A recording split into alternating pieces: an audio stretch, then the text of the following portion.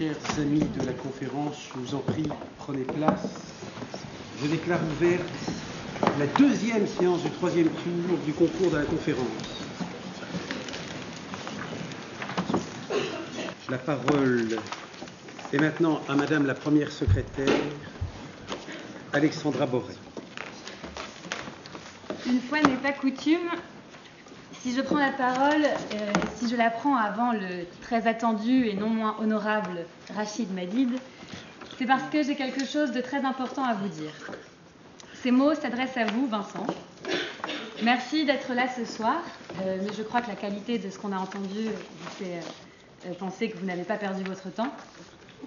Merci surtout pour ce que vous faites jour après jour pour la défense de la défense et ce qui vous vaut aujourd'hui d'être dans la tourmente.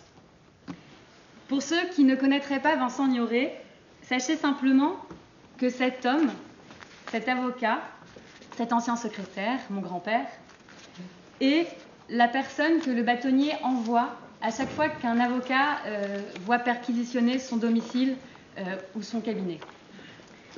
Jour après jour, donc, et inlassablement depuis 10 ans, ce qui ne vous rajeunit pas, il veille à ce que l'office de l'avocat demeure le sanctuaire du secret professionnel.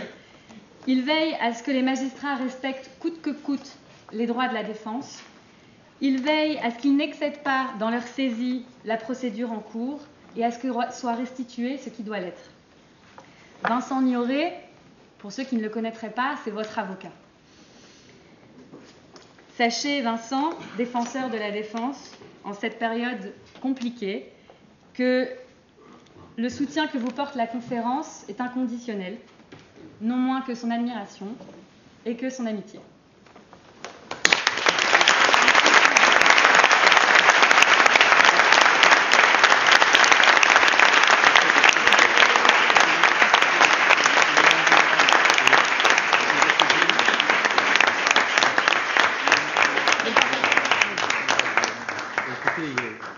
Chère Alexandra, ma très très chère petite fille, quelques mots. Je suis très touché d'être ici. Merci Rachid de m'avoir convié à cette cérémonie, c'en est une. Je suis très fier de représenter mon bâtonnier, Madame le bâtonnier Marie-Aimée Perron, qui est un bâtonnier fantastique, parce que protecteur. Un avocat en difficulté doit avoir la protection de son bâtonnier. Et le bâtonnier n'est pas un représentant de commerce, un salonnard, un mondain. Le bâtonnier est un guerrier protecteur pour ses confrères. Et ce soir, je suis rassuré en cette période tourmentée où certaines voudraient nous donner des leçons. Nous sommes ici, chez nous, ici dans cette pièce, notre parole est libre. Parce qu'elle est sacrée, je suis né ici, c'est le ventre de ma mère. Je suis devenu ici secrétaire de la conférence et ma vie a changé. Ce que m'avait dit Jacques Isorni. Vous êtes premier secrétaire, me disait-il. Mon exemple à moi n'est pas à suivre, mais vous verrez, votre vie changera. Et le garçon de banlieue que j'étais a vu sa vie changer avec la conférence. Nous sommes indestructibles. Nous sommes appelés pour défendre nos confrères, notre frère, si nous voulons éviter d'être des damnés de la terre. C'est magnifique. Nous sommes les enfants du ciel. Nous avons parlé de salaud. Vergès se définissait lui-même comme un salaud lumineux. Il avait raison. Nous sommes des tueurs d'enquête. Nous sommes là pour faire en sorte, c'est Jean-Denis Bredin qui le disait en 1976, que la haine ne soit pas présente à l'audience. Nous sommes là pour amener le juge, tenter d'amener le juge, disait-il, à rester juste. Ce qu'il disait en 1976 est confirmé par un procureur, le procureur de Nîmes, Éric Morel, qui a écrit un ouvrage remarquable, Paroles de procureur. Le bon avocat fait le bon juge. Le juge a besoin de l'avocat comme un aiguillon jusqu'à le pousser dans ses retranchements. Notre parole est libre, envers et contre tout, vous contesterez. Pourquoi? Parce que vous devez contester. Il y a un avocat qui ne conteste pas, ne respecte pas son serment. Nous contestons pour la défense, parce que c'est la défense. Mes plus beaux souvenirs sont d'une autre planète, pas très loin. En 1982, vous vous rendez compte, il y a 37 ans, c'était hier. Thierry Lévy plaide pour Brigitte et Merlin. Je suis élève avocat et nous sommes dans ce que nous appelions à l'époque la grande salle de la cour d'assises. Il s'adresse aux jurés et en même temps à la foule des avocats qui est présente à l'audience en robe, tous en robe.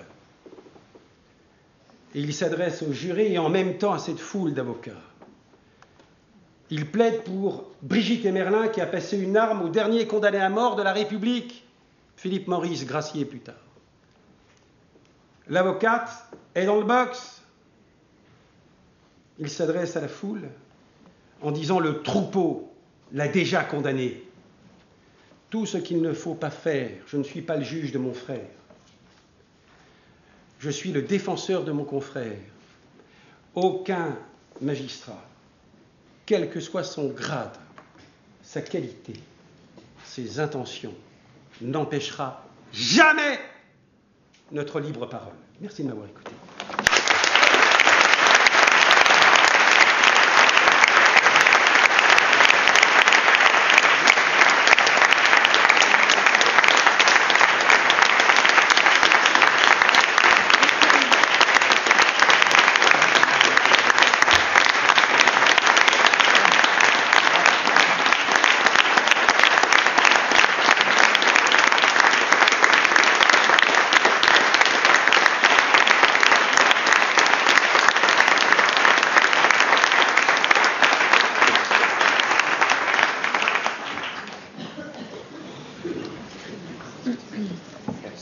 La parole est maintenant à l'exceptionnel 11e secrétaire de la conférence, M. Rachid Madid. Merci, monsieur le représentant du bâtonnier, mon cher Vincent. En cette deuxième séance du troisième tour du concours de la conférence, ça sent plus que jamais le sapin pour la promotion 2019 des secrétaires. Mais si les droits de la défense ne sont pas morts tant qu'il y aura un Vincent Nuret, la conférence non plus n'est pas morte tant qu'il y aura des candidats au concours. Toutefois, j'annonçais hier que le mandat des secrétaires de la conférence 2019 sera exceptionnellement prorogé d'1 an, tant il nous est difficile de rendre notre place. Mais après réflexion et en concertation avec mes frères et sœurs, j'ai l'immense honneur de vous annoncer que la prorogation de notre mandat est portée à 1 an supplémentaire, soit au 31 décembre 2021. Il a été question à l'instant d'un très grand avocat. J'aimerais vous dire maintenant un mot de Malcolm Mouldaya, un très grand secrétaire. Non, je déconne. Malcolm Mouldaya, tu es 9e secrétaire, tu es en charge de la petite conférence et surtout tu es à Toulouse demain soir. Je n'aurai donc pas l'insigne honneur ou le plaisir coupable de dresser ton portrait comme le veut la tradition en cette fin d'année. Peut-être pensais-tu, en inventant une audience à 19h, échapper aux fourches codines de ton 11e secrétaire adoré. C'est raté. Alors, mesdames, messieurs, permettez-moi une crucifixion anticipée entre amis. Malcolm, tu as plus fréquenté les centres de rétention administratifs des pays visités par notre promotion que les salles d'audience pendant ton année de conf. Malcolm, tu es la turbulence faite homme, incontrôlable à toute heure du jour et de la nuit. J'aimerais te dire, comme tu m'as fatigué, mais surtout, combien tu m'as fait rire. Jamais je n'avais ressenti autant de gêne que le jour où tu as exposé à la ministre de la Justice ta théorie sur la criminalité climatique ou quand la hausse des températures entraîne une explosion de la délinquance. Je pense que c'est à l'issue de ce déjeuner qu'est née la réforme des retraites des avocats. Je ne serai pas long, mon frère, je ne serai pas long. Laisse-moi juste te souhaiter bonne chance pour la suite. Laisse-moi te souhaiter, comme on dit de l'autre côté de la Méditerranée, 1000 ans de bonheur à toi. Laisse-moi te dire que j'ai été heureux d'être ton 11e et de siéger à tes côtés, même si tu as gâché toutes les vidéos de Delio avec tes grimaces à la con. Et à nos candidats, enfin, je veux dire un dernier mot. Quiconque a vu Malcolm au concours de la conférence sait que rien n'est jamais perdu. Quoi qu'il en soit, ne doutez jamais de notre soutien indéfectible, car si l'on n'est plus de 1000, nous en sommes. Si l'on n'est plus que 100, nous braverons encore cela. Et s'il n'en reste que 12, peut-être serez-vous ces 12-là.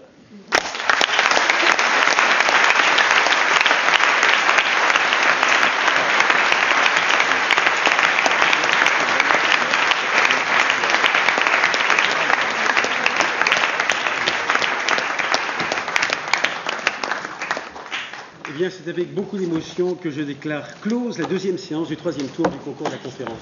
Merci.